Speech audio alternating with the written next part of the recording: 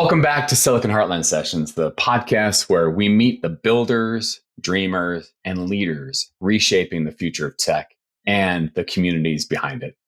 Today's guest is the definition of creativity in motion. Tushar Kulkarni, CEO and founder of Bikity Labs and CEO of Redbud. These are powerhouse innovation firms that have helped breathe life into nearly 100 product origin stories. Tushar and his team are stewards of possible, guiding startups, enterprises, and investors through the messy, magical process of ideation, prototyping, and launching. And if you've ever had an idea and wondered, could this become something real? This is the guy you want in your corner. And we'll talk about his unconventional journey, the role of AI in product development, how to make bold moves in uncertain times, and we'll even dig into his theme song, Kick Push by Lupe Fiasco. Track that's all about staying in motion, embracing the hustle, and carving your own path. Tushar, welcome to the show. Well, thanks for having me, Sean, and big fan of everything Cloud Nirvana team does, like from bringing like minds together to fueling innovation in the ecosystem. So very excited to be here. Thank you. Yeah, thanks, man. It's been a long time coming. We've been talking about this for a while, so I'm really glad that we could make it happen. Thank you. Yeah.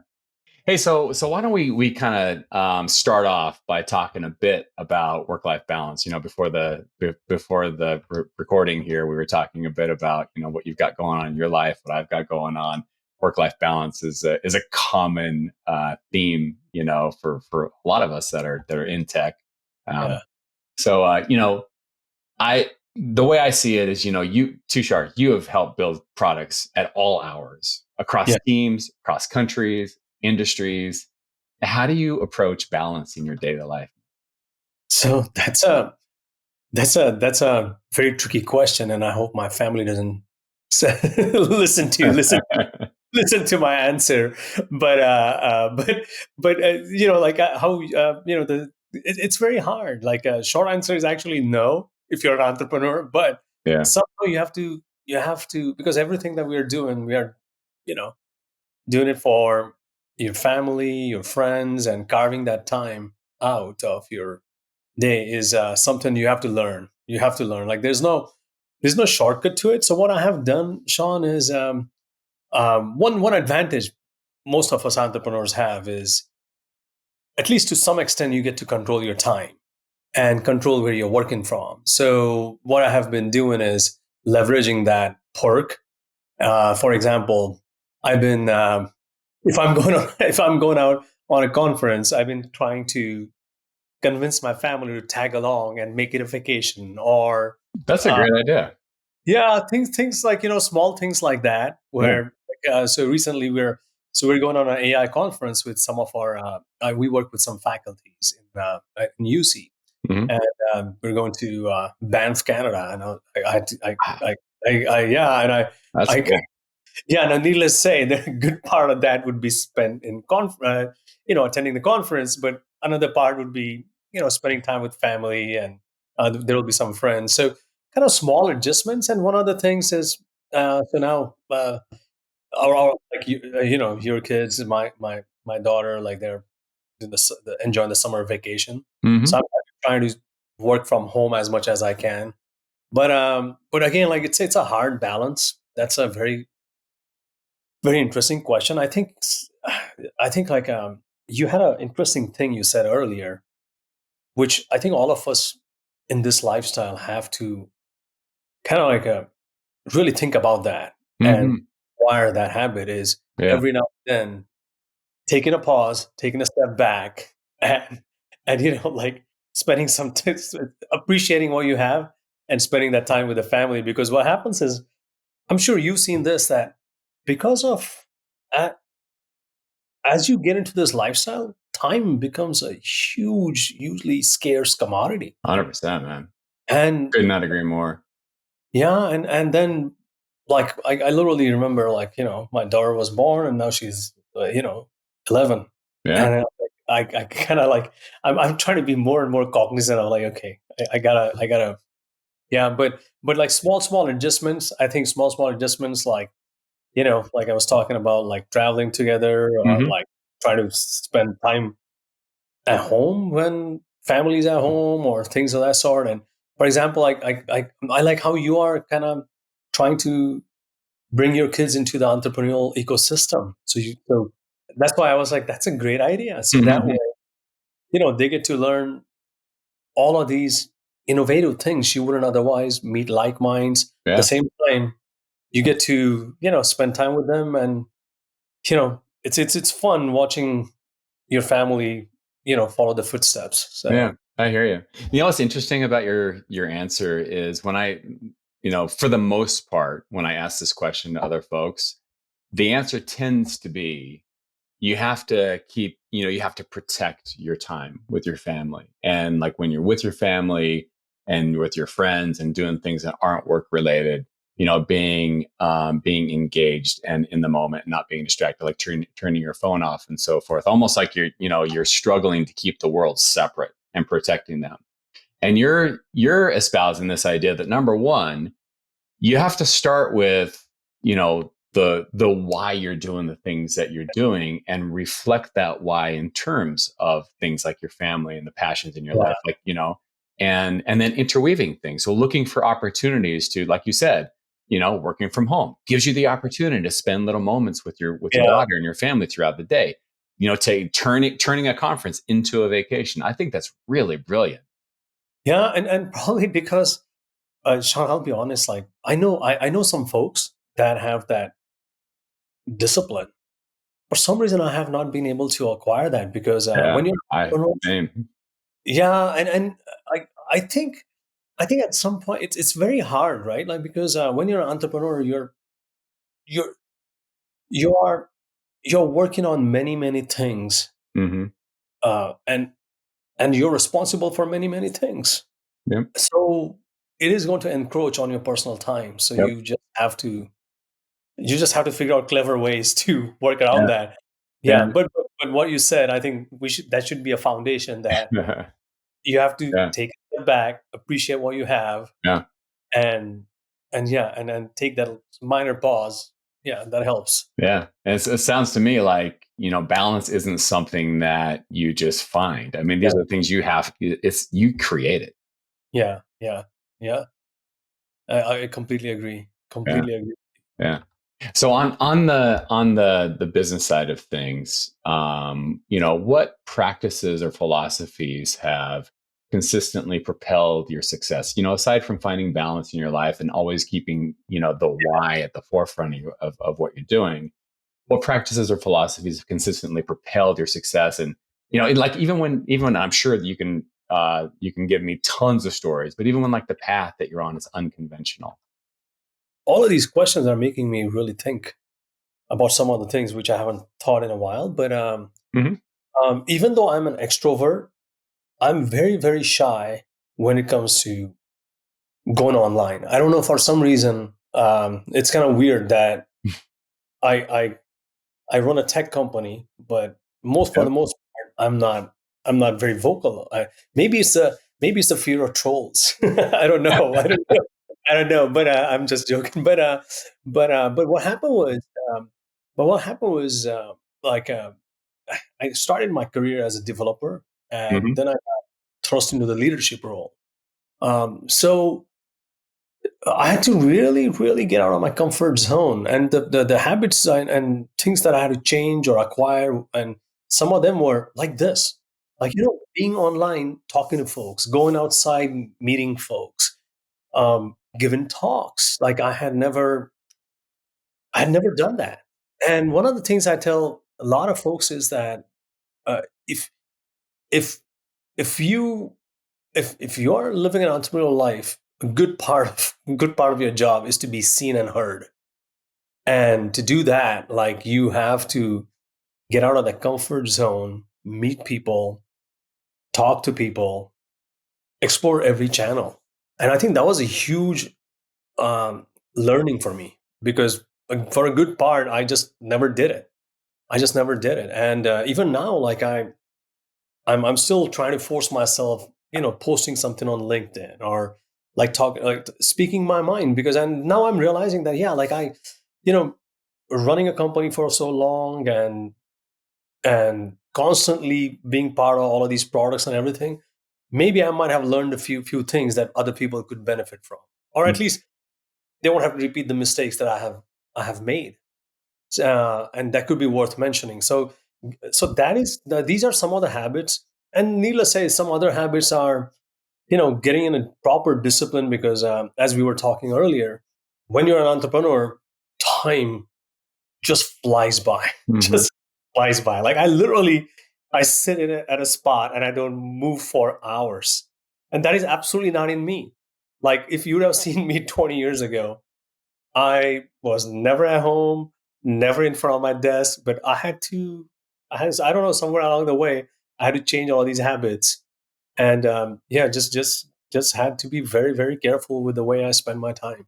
And so some of these things, it's very hard to teach someone, but but but you have to know that, like, you will have to do these things, because yeah, there are only like so many hours in a day. At the end of the day, if you have to, like, take care of yourself, because you're running a company. People depend on you. Yeah. Like you know, and for all of that, like, you really have to, like, so being seen, exploring every channel you have, to participate, meet folks, share ideas, kind of like and needless to say, the biggest one is just just work ethic, hard work ethic. Like, you have to show up every day. And I know some of these are like sound very uh, very trivial, but they're very hard. At least for somebody like me, they were really hard to acquire, because I I was not that guy. I was not a guy, but I had to change myself Yeah. to yeah, yeah. And especially as you start scaling the company, it just gets harder. It just gets harder. So you have to, like, constantly make these decisions that, okay, is my time worth it? Like, if you'd be watching Netflix for 5 hours, nah, it's not gonna fly. You don't have that luxury anymore. Well, and Yeah, to your point, I mean, it's easy to sit here on a podcast and talk about these principles and these things. To yeah, your point, yeah, they sound easy. I mean, you can put them on a list. You can talk yeah, about them. They're tangible. They're things that you can point at and go, yeah, I'm doing those things. But the challenge is the discipline to do it every day. yeah, Simple things just like getting fit. It really requires exercise and it requires nutrition.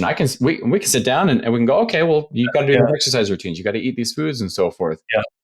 But the challenge is in the consistently doing it over the That's course of time.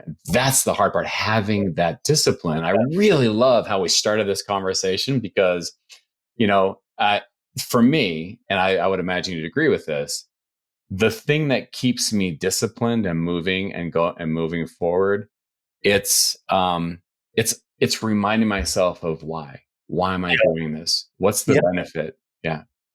I completely agree. And I know this is going to sound silly, Hmm. but the biggest change, as I mentioned earlier, was for me to start waking up at 5 a.m. Yeah. And I was never that guy. Like, but it really did magic to me. Funny, in many funny ways. Like, I remember growing up, everything that my elders said, and I thought that was a joke, and that doesn't, like, make sense to me. All of those things, like early bird, yeah, it does make a difference. But you can get so much more done before 9 a.m., before Yeah. the calls start, or the entire things start to fall apart. I mean, there are all of these small things, and at the end of the day, it goes down to, like, all of us have that 24 hours, and how can you maximize all of that? Yeah. To fitness, to family, to all of that, and needless to say, some of the things that you mentioned are like, okay, like, what are the things that are required of you, and some of them are just like, you know throwing yourself out there, Yeah. and getting out of your comfort zone, and meeting folks, sharing Hmm. ideas, and following through on those ideas. Yeah. 100%. 100%. Are there any daily or like weekly routines that you do that kind of help keep your mind and energy and in a Yeah. good place? So one thing that I started doing, and I don't know if this might sound funny, but one of the habits. So most of us are fortunate to have all of these parks around us, Very true. and a good part of most of our jobs is doing phone calls. And I started literally literally doing calls from the parks. And I do, like, for example, one of my favorite spots is High Bank Metro Park, and they have this wonderful trail. That's like it's a luxury to just for me, somebody like me, to do calls on the trail. And I have a funny story around that. I was I was on a call with some folks on the, a couple of them were my friends, but they're also clients. And I was walking and talking on this trail. So I was, a couple of times I enjoy the scene, Yeah. talk, and get some fresh air and some, those 10,000 steps in. And there was a huge pause at one moment where one of my friends, Dan, said, "Hey, are you walking on a bubble wrap, Tushar?" I was like, "What are you talking about?" He said, so then I realized it was the gravel I was talking. that I And you was can hear it. I was, yeah. Oh my So, gosh. no, but that is one of the things. I think that must have, for some reason it clears your head, Yeah. get a little bit of workout in, and of course you can't do that during winter time, so you have to get a little more creative. Mm-hmm. But yeah, but those are like, small things you can explore. Um, yeah, in this lifestyle. Yeah, I don't know.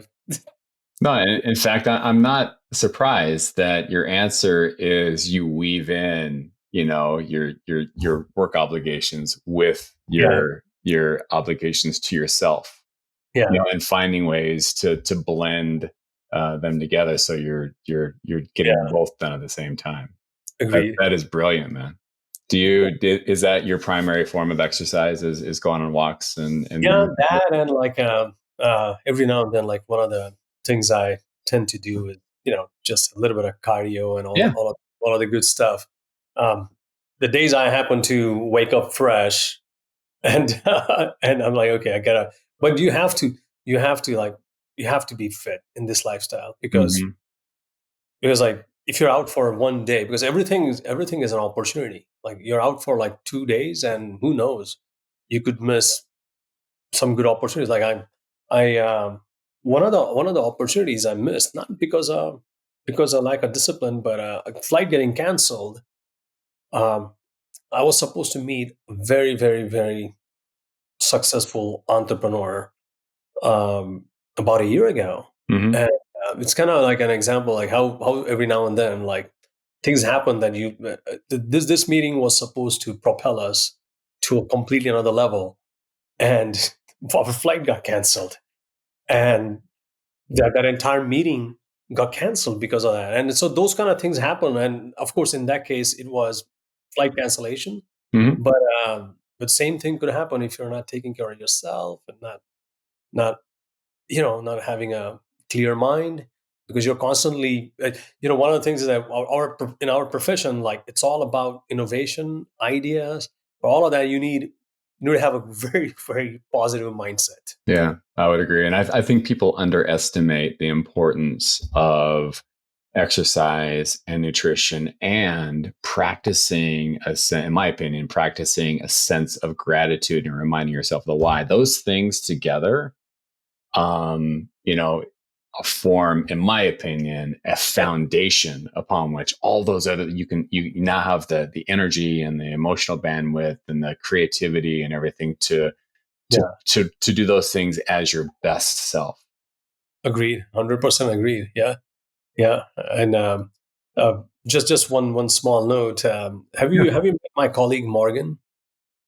We should definitely have a coffee with him. So Yeah. he's very much like you, and I acquired quite a few habits cognizantly from him. So he's very much like you. Like, he's very, very, very, very, health conscious. Like, we attend. So I was in Tennessee for a conference. I was in Atlanta for a conference recently. Hmm. And when I'm with Morgan, like, I take a break. So I come up with these excuses. Well, here, not in Columbus anymore. That schedule doesn't apply to me. But looking at Morgan, it keeps me in check, because he literally, like at 8 p.m. Morgan is that guy. He'll say, "Okay, I'm going to bed because I got to get up and start and work out." But Yeah. run in and do weights. So you need to surround yourself. So I'm thankful that, I have a friend like him. But you need to surround yourself with folks like these, that keep you inspired. Yeah, And I hear you. just for this lifestyle. Yeah, and again, man, like it always comes for me. It always comes back to discipline. We all. I think it's kind of a natural thing to get excited about. Embarking on some journey like a weight loss journey or a fitness journey or nutrition journey and so forth. And you might feel the sense of energy coming from this passion that you have for it. But I don't know if you've ever read any David Goggins or not, but his opinion is passion is shit. Like that's not going to hold. That's not what's going to sustain you in the long term. What's going to sustain you is discipline. You got to tell yourself like, and I love that about what you're saying about Morgan. It's like, hey, it's 8:00. I got to go to bed. That kind of discipline is really admirable. Like every now and then you have that temptation, like going above 2 beers. But then if I'm sitting next to him, like I'm like, I just follow his lead, because I'm weak. I'm weak, Sean. Like I need. Aren't we all, man? I hear you. I Yeah. need. I need. I need strong-willed friends. So I just follow them. Yeah, but you're right. Like it is. It is. Yeah, you could have like crazy passion, but the burnout could happen anytime. Yeah, Yeah. if you're Oh not. gosh, man. So Yeah. so true. So true. Are there any, kind of speaking of balance, on the one side of the equation, you got the things you do that propel your success and so forth. And I tend to believe that, the greatest growth comes out of, when you make a misstep or make a mistake, you fail Yeah. or whatever. Is there a misstep or a failure that sort of helped shape your growth? And what did it teach you? Yeah. Yeah, and so it actually did.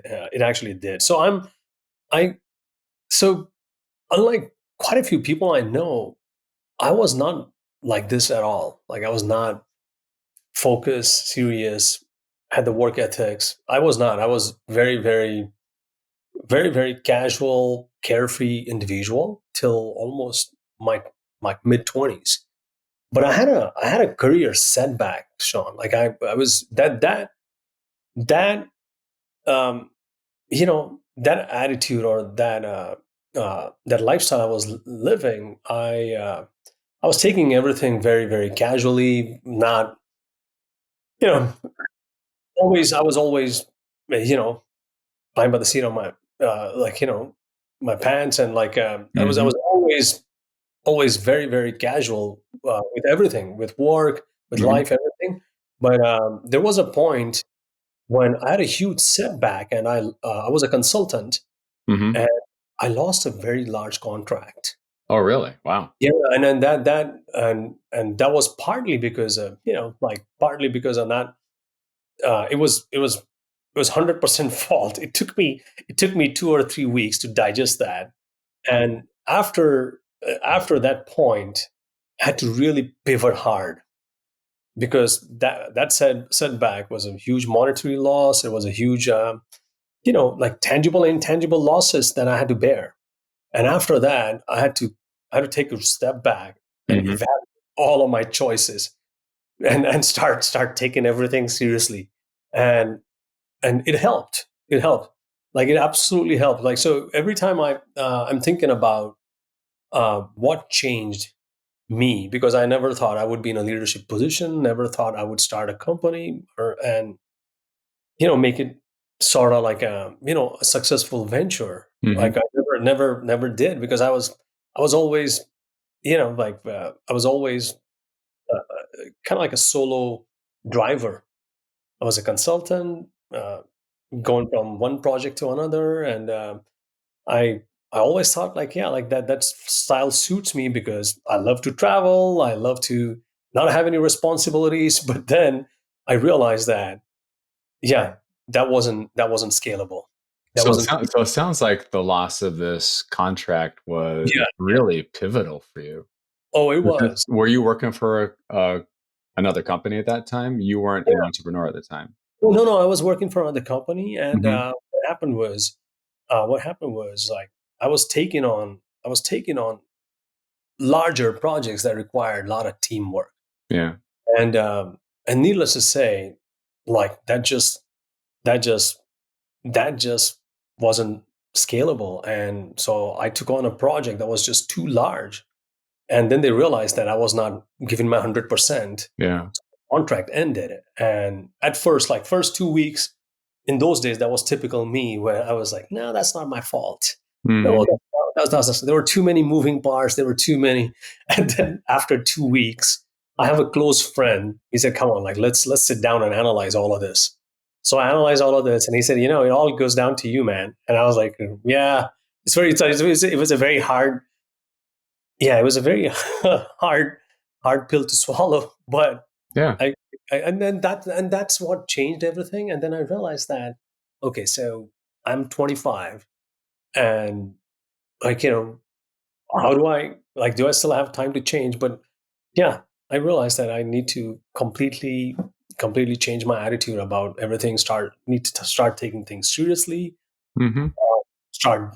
That's when I learned the power of delegation, because in those days I was, how you slowly start thinking like a leader is, I think sometimes for somebody like me, you need to go through these experiences. Yeah. And that happened I to me agree. in my 20s. And since then, I have really not looked back. That still keeps me awake, by the way. I still remember, I still Really? remember the code I was writing, everything I was doing, and how I was struggling because I just did not have that discipline. And so that was a pivotal point in my life, like where I had a huge setback, monetary loss, career. It was my career just suddenly stagnated, and and then and that's when I completely evaluated all of my processes that I had deployed at work, and like even at a personal level. Mm-hmm.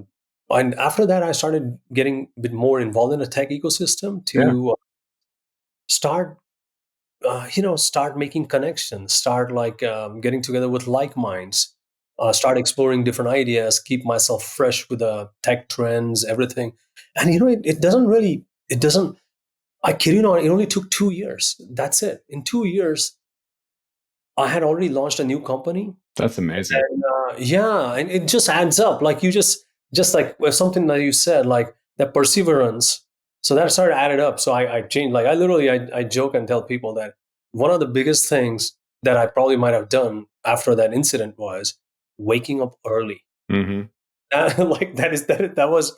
I know it sounds very silly, but waking up at 5 Not at a.m. all, man. It just changed. It just changed my perspective, because I woke up early, sit with a big coffee, like, jar of coffee, and start like, talking to people, connecting ideas. And I just always, one of the things that keeps me in this ecosystem is innovation.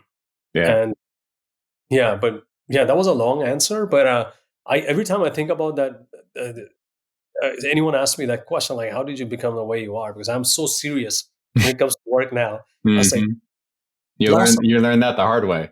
I was telling somebody that like money is a good teacher. Like loss of money will teach you things pretty That's quickly. very So true, man.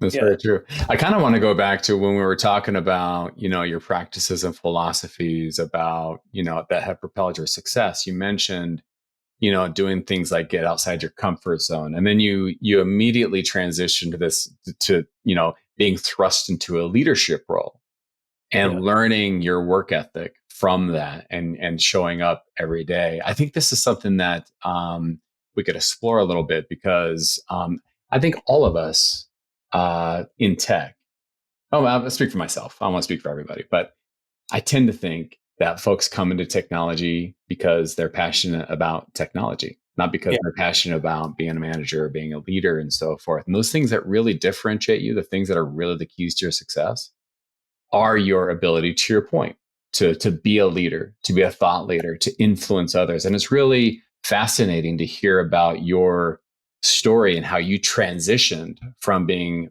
merely, I shouldn't say merely, but being a good technologist yeah, to being a leader of technologists. I mean, we all have our own yeah, paths and so forth. But it's something that everybody, I think, has to have it in their mind that you have to prepare for this. This is something, there's going to be a point in your career where you're going to have to either make a decision or you're going to have to figure out how to find that right balance, because it's those soft skills, it's those leadership skills and so forth that are really the things that are going to differentiate you. Yeah. And one of the things about that, I was just yesterday with a friend, and I was telling her that, like, I when I was growing up, the culture in my family and around me was so focused on hard skills that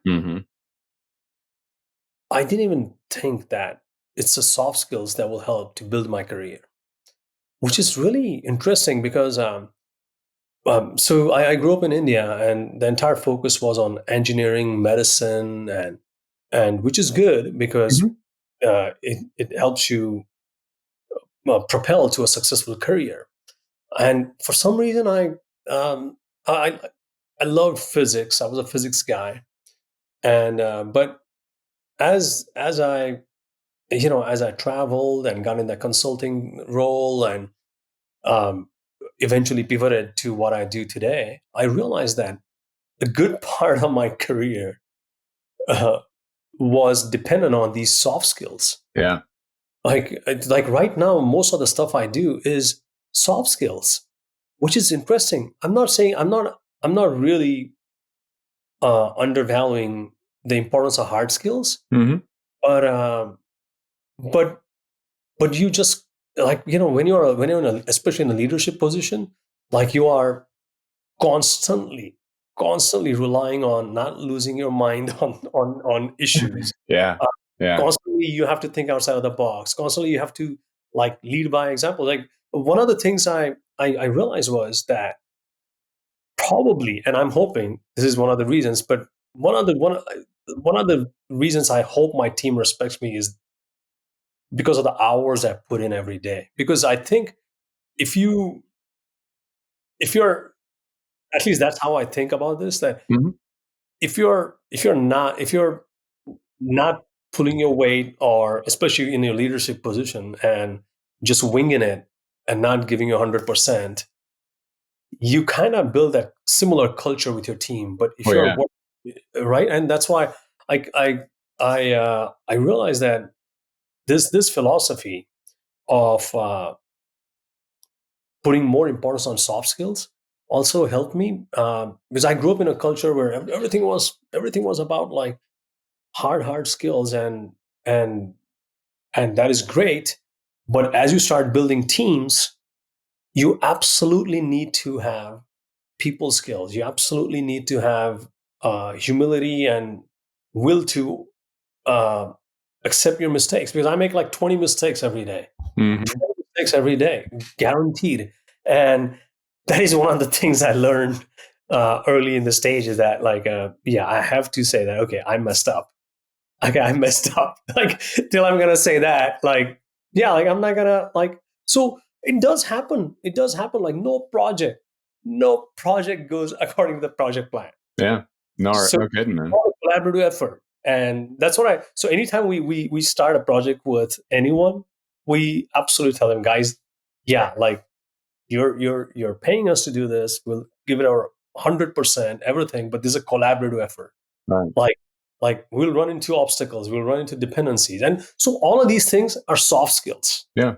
All of these things are soft skills, and yeah, and I used to hear about that growing up, but I thought, because of, like, um, my attitude towards everything, I thought, no, no, you gotta be the greatest coder ever. Yeah, that's important, but at the same time, if you're building if you're building a, a product, there's always more than one person that builds them, and so you need to have communication skills, you need to have leadership skills, you need to have, like, a Well, positive attitude on stuff. So yeah, and I would say that I think that that pivotal moment when you lost that contract and you really did the hard oh thinking and figured out what your plan was, yeah, that set you up yeah, for being who you are today. Because yeah, to your point, leadership is more than talking the talk.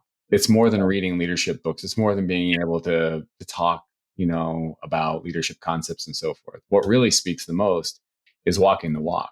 Your actions are the things that are going to set the tone more than your words ever could. Especially if you're talking the talk, but then your actions aren't in line with what you say. And can I add one more thing? So Sean, Please. like some of these questions are making me do some introspection. So I going back to when I started one of the earlier companies, I ran into a couple of coders that were Mm-hmm. really good. Yeah. That were really good, and we started making really cool stuff. But I didn't have but we didn't have any revenue, and I didn't want them to go. And that's the first time. That's the first time I got thrust into this position as a leader, and I was like, "How am I gonna afford that payroll? Right. Not any money. I I I I don't know how to build a revenue model around this product, but I do not want these guys to go." Mm-hmm. And I guess that now looking back, just caring for not because I thought like these are amazing folks. Mm-hmm. I think I love them. We built a great team, Mm-hmm. and that fear made me acquire all of these other skills that I did not have, like going out looking for projects, talking to people, ideating upon it. At the same time, talking to this team, like getting the work done. Mm-hmm. So all of that, and then needless to say, then you realize you need one more person, and oh yeah, then the payroll keeps getting bigger. But and you suddenly, suddenly like you are somewhere along the way, you end up acquiring all of these things, which I had no idea I had in me. But yeah. That's amazing. So were you able to find a way to keep them on your Yeah, payroll? I did. Like I mean, I genuinely like maxed out my cards, just like every entrepreneur. Mm-hmm. Maxed out my credit cards, maxed out like thanks to my wife, like I she still reminds me, by the way. So I emptied our savings, Wow. everything, just so that I'm keep meeting the payroll. But I think one thing really helps, which I keep telling everyone, is keep building bridges. Mm. Because this is it's like raising a child. Like you need a village, and keep building those bridges, and everybody helps you.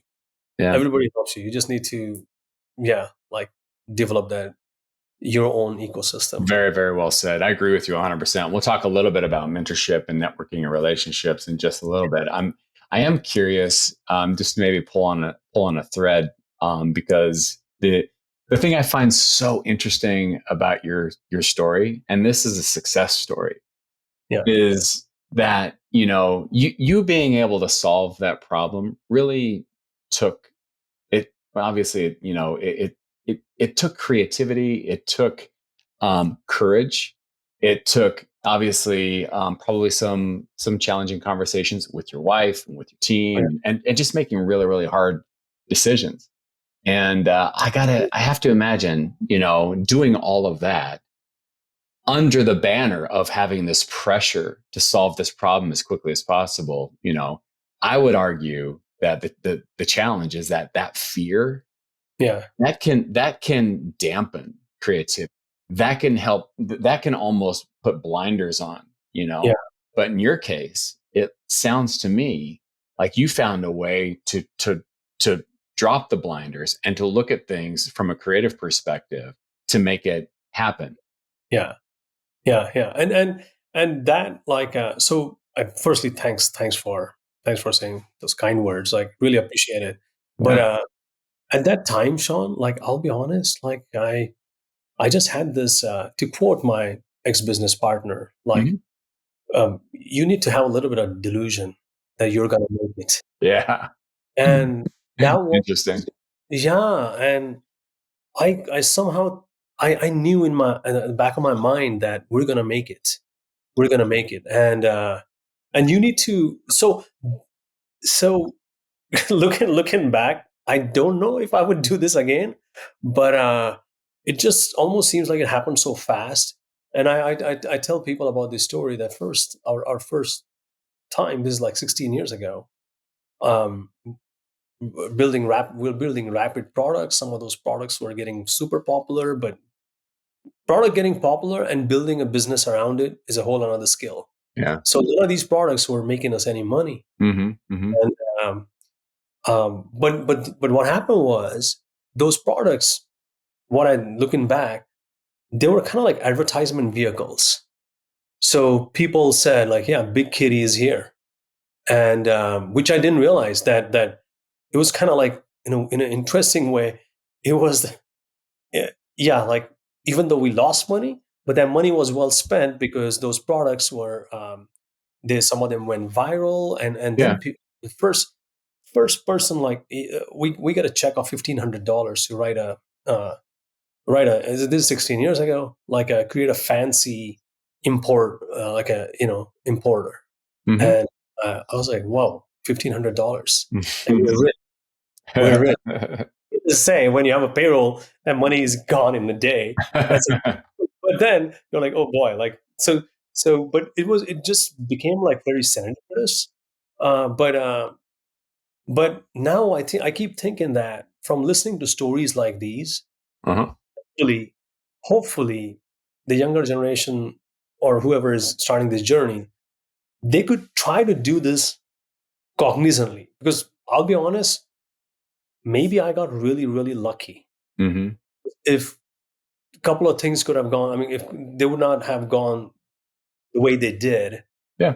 it could have all like fallen apart. But I think that's why a huge thanks to you, Cloud Nirvana, for doing what you do. Because at the end of the day, it's like not repeating the mistakes, you know, like people made. Like so listening to like some of this, like, okay, so how do I not like how do I do this without maxing out my cards or upsetting my spouse or All something right. like, okay, is That's there a tricky, better way man. to do this?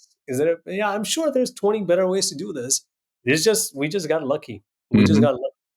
But it's a I mean, yeah, I would imagine, when anybody is kind of looking back on their story and so forth, you're going to find, moments where it's like, yeah, man, I don't know how I did that without some luck. And there's yeah, probably some luck. Then there's yeah. some, That's serendipitous kind of a thing that true. happened, or maybe something that didn't occur that you were afraid of. But Yeah, to your point, I mean, at the end of the day, the thing that really makes a difference is how you show up.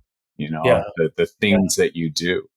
yeah, I am curious, now that you are where you are in your career and your companies and everything. How do you handle failure today? I mean, you mentioned, yeah, you make 20 mistakes a day and so forth. yeah. But I imagine that you still face Oh failure. yeah, Your team still faces yeah, faces failure and so forth. We all do, and it comes out of doing hard things. yeah. Of course, but how Uh, do you manage and approach failure, like, and especially like with your team? so like by the way, I'm loving your question, Sean. I know like it, even if some of these sound simple, they're making me think about these things.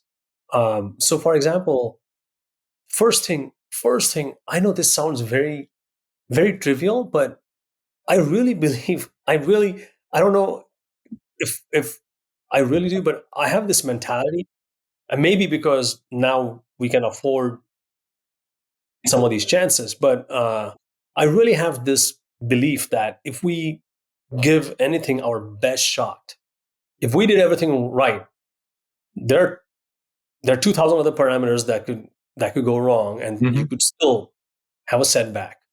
But as long as you do that, you at least have that, you know, have that like in your mind, that yeah, have that in your mind, that okay, that you at least gave it your 100%. And so there's a few things that are not in your control. And so, for example, last week something similar happened Hmm. where we live in a world where everything is tied to funding, Yeah. and a company like they didn't land funding, and we we had to scale back. We Mm. have to scale back on a project, and um, the way I have started to deal with some of these things is it literally it's not easy. It's definitely not easy because you suddenly you cannot lose focus because you have 20 other things going on. Right. But one of the things I have learned is just take a breather, step away from it for a couple of days, and it does help. It does help. Don't take any rash decisions. Don't get any arguments. Don't do like so. What has helped is like just just like just like not acting on those things immediately, Mm-hmm. like letting a little bit of time pass, and then you start thinking about those things with a clear mind. And believe it or not, at least 50% of the times, I have realized that those problems could be flipped into opportunities. Yeah, that's Like we interesting. did that. We literally did that 2 weekends ago Mm-hmm. when we ran into a problem. Actually, we ran into two problems. Um, Unfortunately, I cannot get into the specifics, That's fine. but yeah, but like say for example, like it happens. Like one of the persons on the team, they had to take a urgent leave, and that was impacting a project. Mm-hmm. And interestingly, that turned into an opportunity where we ended up having like more work or more people or something, Yeah. just because that if I would have been I would have taken any rash decision or like something that could have adversely impacted the project, but I just slept on it. I just slept on it. I was like, okay, I will deal with this tomorrow morning. Wow, And good for you, man. it actually, but yeah, but that stuff like so. I genuinely believe that if we really think, if you give your best, and if things don't work out, it is what it is, because there's so many things that just you can't control. Just Totally control. agree. You can just prepare for backups. You always have, like, for a business, always have enough cash at hand, because you have no idea where you're gonna get that next punch from. So that give it your best shot, and just just and then try to turn that into an opportunity. Yeah, Every now and then it works. I'm not saying it works all the time, sure. but sometimes it does. Sometimes it does. Yeah, I hear you. I have to imagine, your day Yeah. is just like a series of Oh yeah. Oh yeah. decisions, Yeah. and looking back, are there any decisions that you regret, or Yeah. that you would maybe do differently? Yeah. I Earlier in the conversation, I mentioned something that I was always behind the scenes guy, Yeah. and that was for almost 10 years. And those 10 years could have been a massive opportunity, because I Mm, always thought I don't have anything to offer. Always thought that, but now I realize that everybody has something to offer. Like we work with like literally like 16-year-olds, 17-year-olds, because they're like we have like a lot of interns. We have and everybody has something to offer. And for some reason, I kept thinking that I don't want to go online. I don't want to talk to people. I don't want to attend, excuse me, events. I don't want to like give talks. And now looking back, I genuinely think, yeah, that's something I should have done or started a long time ago. What do you think would have been the impetus? So for those that maybe, and in at a point in their career where they feel the same way, like maybe they feel like, hey, I want to do this. I want to go in this direction. I feel like a sense of obligation. Or I feel like I need to go in this direction, but I just don't feel like I don't have anything to offer, Yeah, What do you think, what do you think would have been the difference maker for you to be able to have made that jump 10 years earlier? Is it like your network? Is it being inspired by other people? Do you think that, just making a simple change, like yeah, getting yeah, out of your comfort zone and creating relationships with folks and learning from them, would that have been a difference maker? yeah. What would have been So for you? I heard something. I had a very good question. I heard something which I really believe in, Mhm. is an expression I read somewhere in a book, or and it stuck with me. It says, "Opportunities multiply as they are seized." Hmm. So when you because everything, I think the entire like there are like 10 things that brought us humans where we are. One of them is meeting other people, sharing ideas, and all of that good stuff. And if I would have started this, I would have started attending events like 10 years ago, 12 Hmm. years. I would have started like being on panels or something. I'm positive it would have given me way more opportunities. I just didn't take them.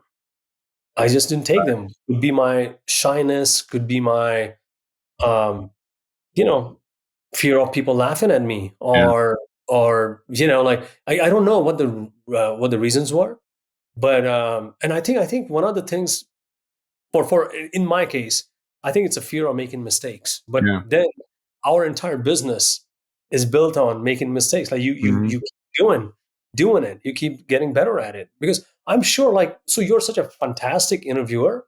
Like I realize when I'm talking to you that you make people comfortable so that they speak their mind. Like I don't think I have ever thought so much about some of the things or some of the decisions I made Hmm. uh, in any other interview. But I'm sure, like when you started your first podcast, like I'm sure there were some mistakes you made, but you rectified Hmm. and kept going.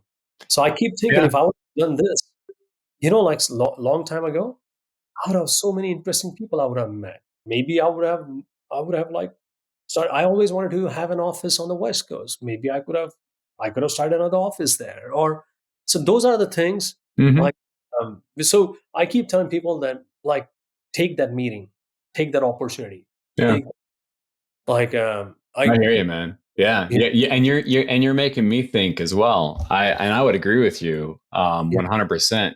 To me, the power is in the doing. Sometimes yeah it's just forcing yourself and looking for opportunities to practice new skills in environments where the stakes are really low. I don't think that people think about that. So, like as an example, I think maybe one of the things that cause people to not capitalize or not take an opportunity or whatever is they have a fear, to your point, they have a fear of failure. In yeah particular, they have a fear of failure in front of other people. They yeah. have fears of public speaking. Oh yeah So taking those and inventorying those things for yourself and realizing, okay, these are the things that are holding me back. yeah And the reality is, you can go and take as many college courses as you want. You can go take you can read as many books as you want, and everything like that. And that's great. Having a mental model for things is important. yeah It's in the doing. It's in the yeah. practicing. Oh Practicing yeah. is what matters. That is very true. That is absolutely true. Like yeah, like you have to kill that fear. You have to kill that fear. Yeah. I have a small, like a small story from 12 years ago. So we were early, in the early stages of the company, Hmm. and I, the day I decided that, okay, from here on, I will attend every meeting that is humanly possible, Hmm. was the day when I had an entrepreneur. I met an entrepreneur. So our job is we meet on an average 2 to 3 entrepreneurs a day and listen to their ideas, listen to everything. So this one entrepreneur I met, Hmm. he said, during in the would you mind meeting with me again? And no matter how much you try to be unbiased, you have these ideas. You're constantly evaluating those concepts. And in my mind, I was like, I don't know about his concept. But again, it's not my job to judge the concept, but just to give a kind of like a positive feedback. And I said, okay, yeah, like let's meet again. And he said, if you show up again, this one president of a bank is wanting to join that meeting. And in my mind, Wow. like, really? Like, why? Why would that person do that? Right? I was Right. being judgmental. I'll be Mhm. honest, I was being really judgmental. And I really didn't even think too much about it. But I I showed up to the second meeting, and I kid you not, I will avoid mentioning the name of the bank. Uh-huh. That president of the bank showed up. And I thought this is a con act. Really? I I genuinely You thought, didn't even like, believe it, huh? yeah, I was like, why would Wow. president of a multi-billion-dollar bank Right. come to meet Tushar Kulkarni? Because we were like nobody then. We were like Mhm. nobody then.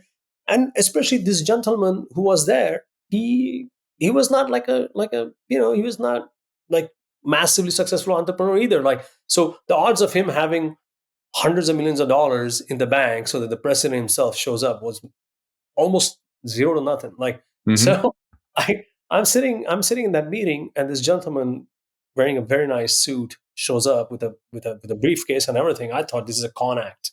Wow. later I realized 15 minutes in the meeting, I was like, oh my goodness, this gentleman is really, really the president of the bank. And that day, I made a really good connection Mm-hmm. that helped me.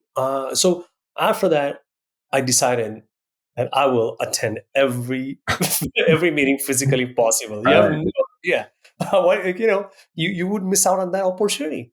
Yeah. You would miss out on that opportunity. That opportunity could lead you to 20 other opportunities. So yeah, but that yes, too many experiences, Sean. Too many experiences. I hear you, Yeah, man. I hear you. Yeah, I tend to think in like the pantheon of things that you can do on a day by day basis. Because to your point, as we were talking earlier, there's only 24 hours in the day. There's only so many things that you can do. But yeah, saying yes to things more than saying no to things generally yeah, will result in yeah, better outcomes, especially when you're saying yes to things that give you an opportunity to create more connections yeah, with other people. And yeah. to your point, there are con people out there. There are people out Oh, there that, I yeah. mean, but you got to just kind of take it with I I know. Yeah, yeah. You never know, like when you're going to get that next opportunity. Like that yeah, story I told you about flight getting canceled, yeah, and this gentleman was like legitimately a multi billionaire and like a oh, very successful entrepreneur. The things I would have learned hanging out with him, but sometimes that was a setback. That hmm, was a setback. Needless to say, we ended up doing a virtual call and everything, but an in-person meeting is an in-person meeting sometimes. yeah, So, but you just it's that entire journey is full of interesting experiences. yeah. Yeah, Yeah, that's really interesting. Are there any leadership lessons that you wished you learned sooner? yeah, yeah. Like something. I I genuinely believe that like job like so you're an entrepreneur, I'm an entrepreneur. Our job is to one of the first things is finding and retaining talent. Hmm. And to retain a talent, you need to have a culture where people want to be a part of that. People Yeah, want to be part of that 100%. culture, and that is something. Um, luckily for some reason, like I I didn't know I had that in me, and so that is one thing I had no idea Yeah, that I had in me. Like I think I shared that story that first time I run into two amazing folks. I realized that I want to grow the company with them, and I have to figure out a way to keep this company alive. So so these are like some of the skills where you really have to care. You really have to care for. And I know it sounds like something that we all should have by default. hmm, Like humans, like we should we should care for each other. But sometimes you get like so much involved in m- the money aspect of the business, you tend to lose that focus. Oh, like, yeah, and I think it's human nature to really overly focus on the tangible things. Yeah, Like yeah, it's like if I take this conversation and I put yeah, myself in the shoes of somebody who is maybe a budding technologist who might be on yeah, the cusp of looking for their first job and so forth. I mean, we tend to look for jobs and opportunities. And of course, it's the first place you start is yeah, what are those opportunities that match the skills that I have, yeah, the yeah, technologies and so forth. But equally important to your point, it's really important to look at the culture because the thing that's going to sustain you over time, the thing that's going to bring you happiness, the thing that's going to help you to find that balance in your life is working at a company that has a positive culture I shouldn't even say that. It just has a culture that matches who you are, yeah. that you feel like you can really contribute with safety and creativity and so forth. And if you find yourself at a company with a culture that doesn't have those things, then your creativity is going to be stifled. And it's probably not going to be the best experience for you. I agree with you so much because you and I have we have good corporate experience, Yeah. and we have changed roles. We have we have been like an individual contributor, a manager, all of that. Hmm. But at the end of the day, I realized so many years ago when uh, I was in my corporate job, so I was 17 years, right? 17 years of corporate work. I realized that it wasn't like the only positions where I enjoyed my job was when I had a good manager. Mm-hmm. Like the money didn't matter. Like seriously, I mean it does. Don't get me wrong, money does matter, but after a while, like you want to show up to work. You Yeah. want to like be there. You want to, and then I realized that wow, like those were the times when I was part of a culture where you know I so for example in every project there are days when you have to work late. Yeah. There are deadlines you have to like no project like just automatically meets the deadline Yep. or so if you really like the culture, yeah, you would go out of your way to make that happen. Otherwise, you just punch the clock and just be be out of the way. Right. And that's why I is building that is so important. Like you need to have like really good management that does exactly what you said. Like it's open to new ideas, open to understanding. Yeah. Then there are times when you know when there's stress, when there's like there's like things that will happen that you're not expecting, but at the same Yep. time everybody wants to work in an environment where it's it's not toxic, and that is Mm-hmm. so I've kind of tried to do that now. Again, like I'm positive that there's I still have, just like every founder, I have an issue of not delegating enough. Like Sure. I tend to, and so what happens is that impacts my communication with the teams, where sometimes I forget to communicate a few things. So I'm kind of aware of many things, Mm-hmm. but at the same time, I have absolutely avoided micromanaging everyone, because I Great. realized my corporate culture that maybe my experience in the corporate world, that was one thing I did not like. And yeah, um, yeah, but some companies excel at that, and I think we hear their stories and how they succeed. But yeah, but yeah, I agree with everything you said, Sean. Like Mm-hmm. that's so important. Yeah. It keeps going back to, funny thing is that it keeps going back to importance of soft skills. Yeah. And the Heck reason why I keep saying this is I did not believe in that. I did not believe in that till like almost like my mid 20s. yeah. Mm-hmm. I just thought, this is just like, I thought these were like just like this was a hype word like culture Yeah. and I remember feeling the same way when I was younger. yeah, Yeah. like ownership. Like I tell like every intern I meet, I was like, you'll hear this word a lot, but seriously, if you believe this, like taking ownership, like no company or no business will ever say no to you if you want to own up more. You will always Mm-hmm. get rewarded, because any manager, if you give them more time back by owning more things, you will get rewarded. You'll rise through the ranks. Yeah. Assuming that you actually own it. You know what I That is true. That is true. Yeah, mean? taking it and dropping the ball. Yeah, Yeah. that might not fly. That is 100% true.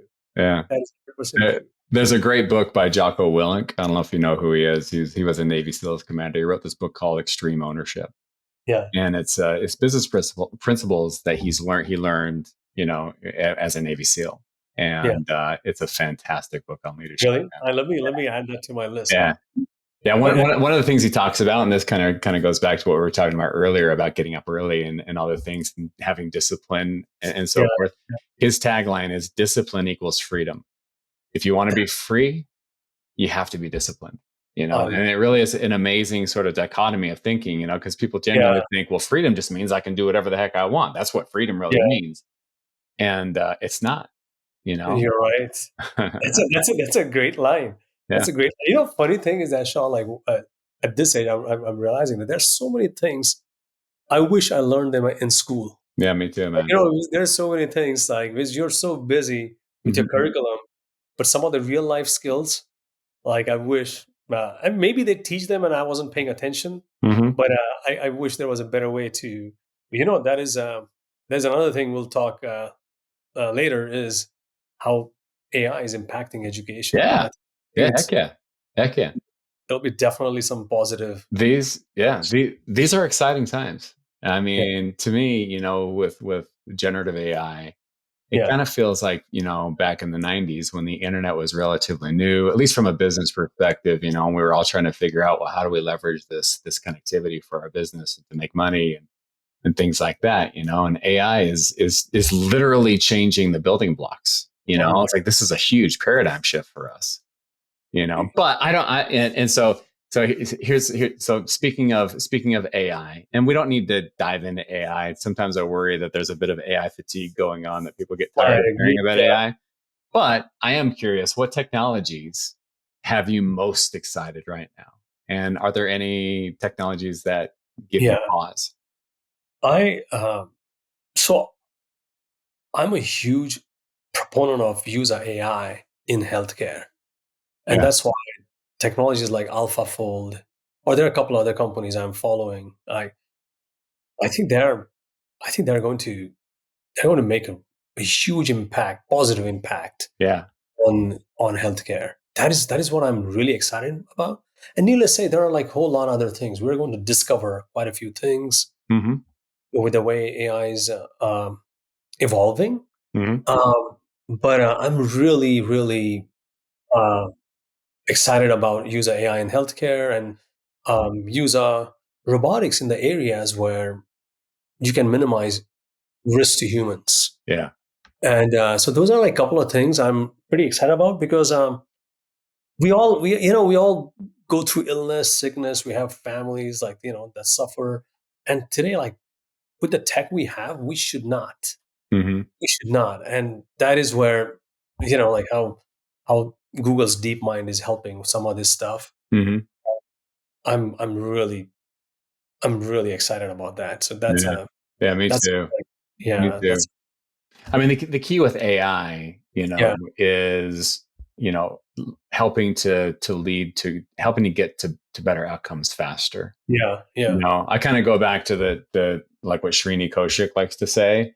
AI is a technology that helps machines be better machines so that humans can be better humans. And I really like that thinking, because it helps to put sort of in perspective the role of AI and the powerful role that AI can and will play. But also, we can't forget the important role that humans have to play as well. And if we're not looking at AI through the lens of elevating us as humans to be able, to your point, be able to provide better, quicker outcomes from a healthcare perspective, then we're sort of missing the conversation. We're missing the boat. We're forgetting the why. Yeah, I completely agree. And this is where I think I think this is a time, if there was ever a time, I think this is a time where most of us need to come together, because we're going to like, otherwise we're just going to hurt ourselves in this race. Yeah, my fear is multiple things. I mean, one thing from a local perspective, from an individual perspective, you run the risk of falling behind. That's got to be a special concern for you running a business. Just staying ahead is that's critical. They're like table stakes. If you don't stay ahead, then that's it. But then the other side is collectively, as as a species, just having good conversations and thinking about where we should be drawing the line.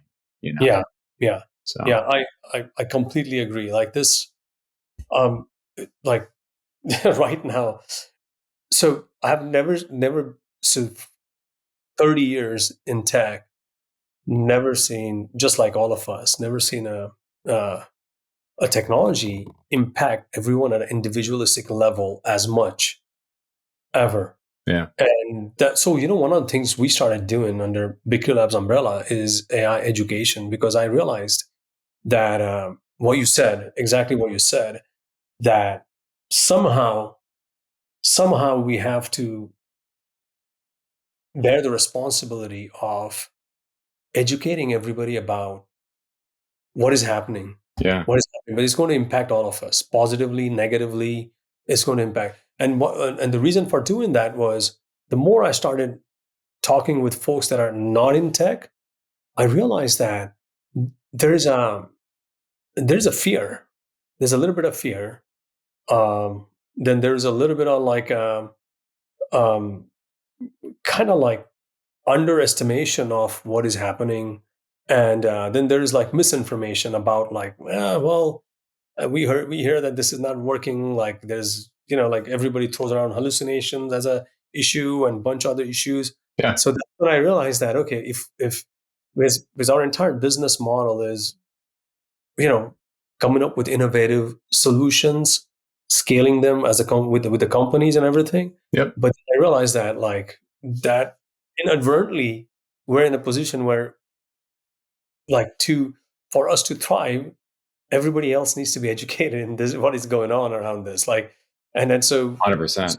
we started doing that a lot. But you're absolutely right. Like it is impacting at an individual level, company level, everywhere. And yeah, we need Yeah. to. If you don't mind, I'd kind of like to revisit a bit of the conversation that we had at the last Cloud Nirvana around how artificial intelligence is shaping the software development lifecycle and so forth. I'm really curious what you can share around how artificial intelligence is like, changing your industry and specifically like your approach to building products. Oh yeah. I'm glad you brought that up because there was a very good question about so we had quite a few youngsters in the audience as Yeah. well, and I remember you asking that okay, how should like what is a takeaway for the Mhm. younger audience Yeah. who would be coming out of universities in a couple of years, Yeah. and that is a hard question mainly because it is it is everything is changing so rapidly every day. So how do you project um, careers 2 years from now? But one thing, as so, most of your questions are like deep. So at that point, I realized that one advantage all of these youngsters have is they have Hmm. fresh minds in the sense that their views are not biased. Like I grew up in a like technology has changed, but at the same time has not changed this much in such a short period of time in Yeah. my life. So my views are in many ways still changing. I could be making I could be making decisions based on my thinking from 20 years ago, how I like what kind of architectures I was part of, or what kind of architectures I worked on, Hmm. or all of the or the tools I was used to, or everything. But whereas all of these young graduates that are coming out of universities, because they will they have a huge opportunity to adapt faster than everyone. Yeah. That's when like during that question you asked, that was my thinking. Yeah. That's what I And I'm not surprised. I mean, you're the kind of guy that looks at this because, I tell you what, man. Like if I was coming out of college right now and I was coming out with a yeah. software engineering degree or something like that, I would be legitimately worried. Oh, I would be worried that because there's so much in the media and there's so much hype out there oh yeah. that Oh yeah. artificial intelligence is going to take all these jobs. It's going to take Yeah. software development jobs in the future. You won't need developers and so forth. Now, I don't happen to believe that. Yeah. But to your point, none of us can predict the future, but No. there's only good, in my opinion, that can come from looking at it through an optimistic lens and trying to 100%. find the opportunity. And that was what I felt really. It was an interesting conversation at Cloud Nirvana when we put when we Yeah. talked about Yeah. that question. Some of the folks in the panel were like, "Hey, I mean." To be honest, it was really funny because it was like, we don't we need to put some thought into this, Yeah. but I Yeah. think Yeah. one of the things that somebody said, maybe it was Ray or Nate, maybe it was you, I don't remember, was, well, they can be thinking about becoming an entrepreneur, you know Yeah. Yeah. and you, Yeah. and you know what, the interesting thing that reminds me of a conversation that I had with Doug McCulloch. He's the Yeah. Yeah. Yeah. CEO and founder of Color Coded Labs. Really, really great guy. Very, very involved in the community.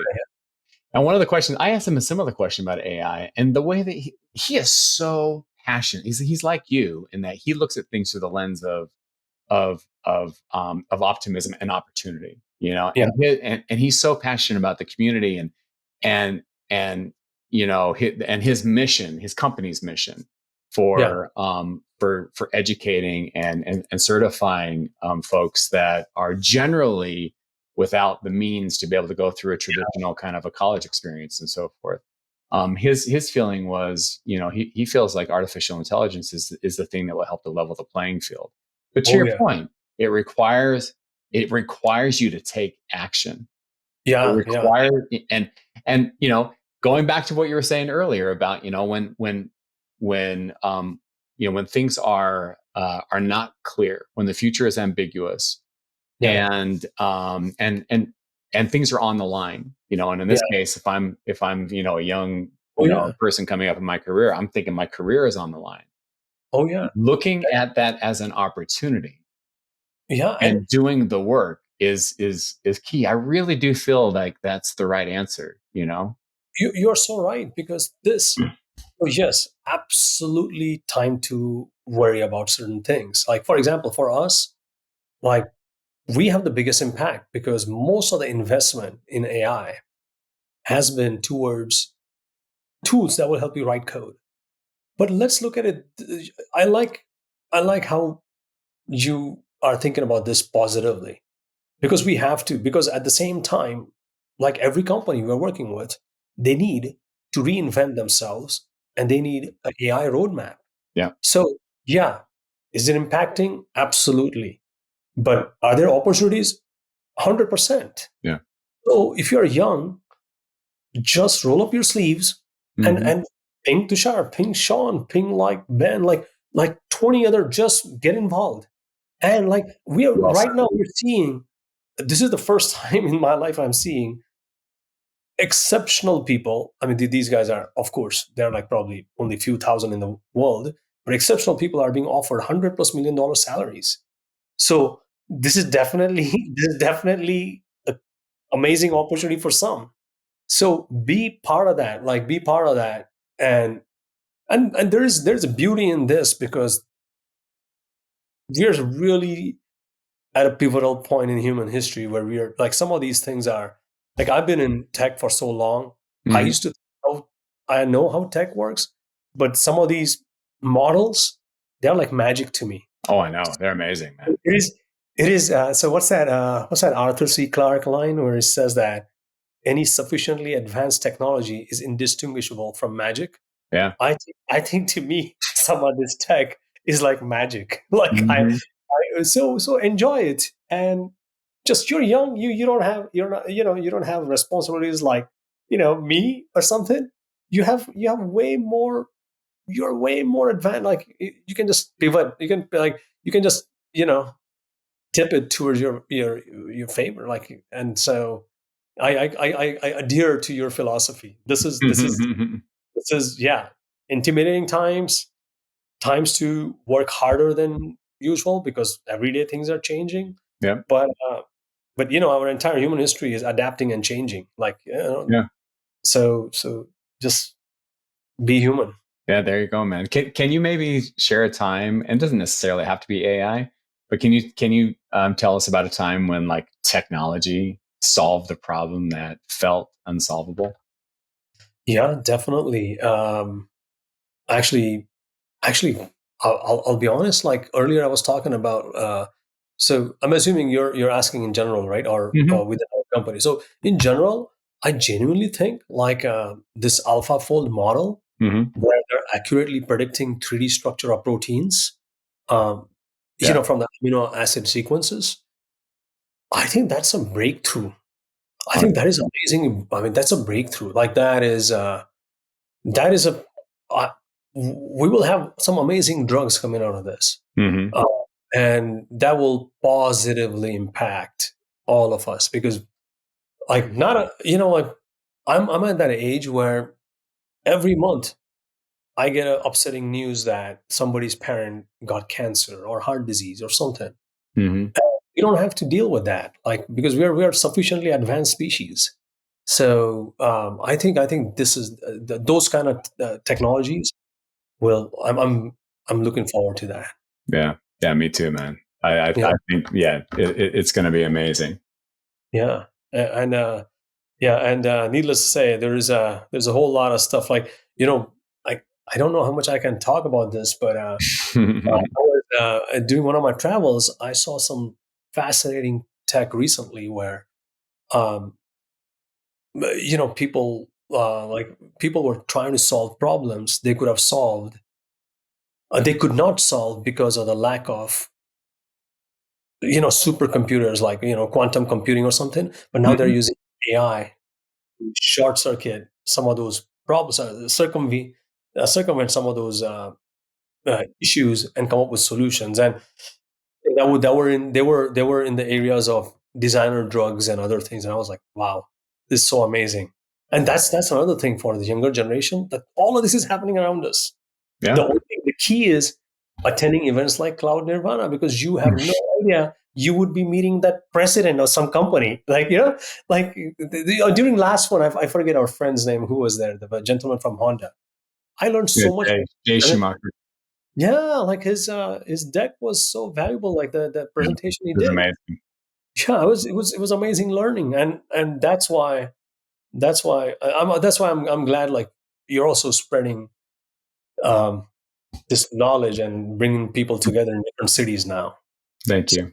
yeah. Thank you. I think the key thing that I would take from this conversation, especially like for the younger generation, is that AI, yeah, it is elevating all of us. It's Yeah. disrupting everything, and I Yeah. think that all of the principles that we've talked about along the way, Yeah. um, you know, regarding leadership, regarding networking, regarding reaching out and saying yes to new opportunities and so forth. I think that all of those principles are even more important now than Yeah. they were in the past, which is a really interesting thing. It's really interesting to think about how, this disruptive technology is coming in. And it really is helping to elevate. And I think Doug, when he says it's leveling the playing field, I think there's some real wisdom there. Oh yeah. Oh And yeah. it's just, but it requires us to get out of our comfort zone and to do the things that we've been talking about in this entire conversation. So uh, my first e-commerce uh, company was in 1998. The Yeah. reason for that is, I grew up in a very, very, humble middle class environment where I never Hmm. even dreamed of starting a company. And then internet comes along, and I realized all I needed to do was buy a domain and work with some coders Yeah. and business. So I realized those entry barriers have suddenly dropped. I could, I could just start running a company from my home and from my Hmm. apartment. Now imagine today, like, entry barriers are almost like gone now. Or Yeah. say 2 or 3 years from now, that they would be absolutely, like, they already diminished so much that I don't know if I shared this with you yet, but I loved it I work with quite a few folks. Like, once you're an inventor, you're always an inventor. No matter, you could have like $100 billion exit, you'll keep on tinkering. And most of the entrepreneurs we work with, they are tinkerers. And so there's this surgeon I work with. Oh, I love him because he's a constant tinkerer. And he recently like sent me a link where he pretty much whipped out a prototype. And I genuinely, I mean, to his credit, so he's a hardcore popular surgeon who, and I called him. I was like, doctor, like, did you do this yourself? He said, I did. I said, Awesome, man. this is like some amazing work. Like, and he Yeah. said, yeah, and now so these are my requirements, and now build a product around it. I was Hmm. like, tip on my hat, sir. Like, and I said, how did you do it? And so he said, well, like, I poked around, spent the entire Saturday finding a right tool, and I Hmm. built a prototype for you. And go ahead and then do it. So it's kind of me learning surgery. Like, oh, Hmm.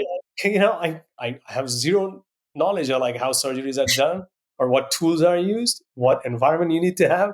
But yeah, like, that is amazing times. Like, so Doug is right. Like, this is leveled the playing field. Yeah. Oh yeah, man. Yeah, it's exciting times. Yeah. Well, hey, man, Tushar, I really want to be, respectful of your time. I could keep on talking with you about this all day, man. This conversation has really been an amazing conversation, just full of, wisdom, authenticity. So thank you, man. Thank you for bringing your insights in and you just bringing your true self.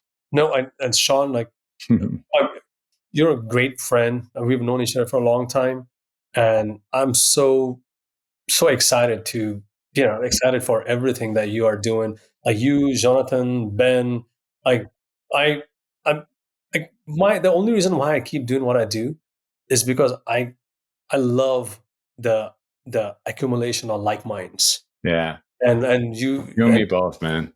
Yeah, and like so I'm looking forward to both of us tinkering with some of those products we were talking about. So Heck yeah, thanks man. for what you're doing, and we're very thankful as a tech from the tech, a huge thanks from the tech ecosystem to you. Thank you, Tushar. It really means a lot to me. I tell you what, though, before we wrap, I do have one last question for you. If you could leave our listeners just with one big idea, something to take with them after this episode, what would it be? So one thing, so there are quite a few things, but one thing I would highly encourage is getting in the habit of